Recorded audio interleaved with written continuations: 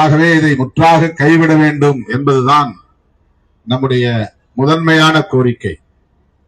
விடுதலை சிறுத்தைகள் கட்சியை பொறுத்தவரையில் தொடர்ந்து நீட் தேர்வை முற்றாக கைவிட வேண்டும், இது தமிழ்நாட்டு கோரிக்கை அல்ல, இந்திய தேசத்தின் கோரிக்கை என்று திரும்ப திரும்ப வலியுறுத்தி வருகிறோம்.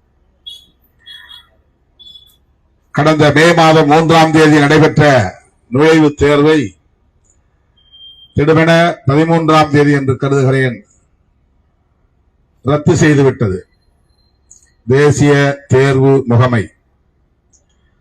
அதற்கு காரணம்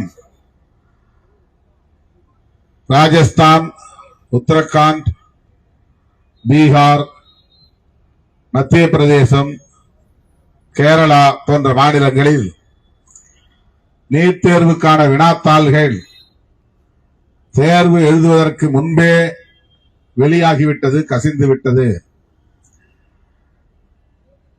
அது மிக பெருமளவில் வியாபாரமாக்கப்பட்டிருக்கிறது. ஒரு வினாத்தாளுக்கு 25 லட்சத்திலிருந்து 50 லட்சம் வரையில் கொடுத்து வாங்கி அதன் அடிப்படையில் தேர்வை எழுதியிருக்கிறார்கள் என்றெல்லாம் செய்திகள் வெளியாகின.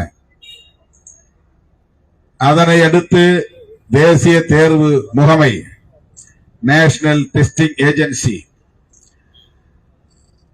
அந்த தேர்வை முழுமையாக இந்தியா முழுவதும் 22 லட்சம் மாணவர்கள் எழுதிய தேர்வை ரத்து செய்துவிட்டது.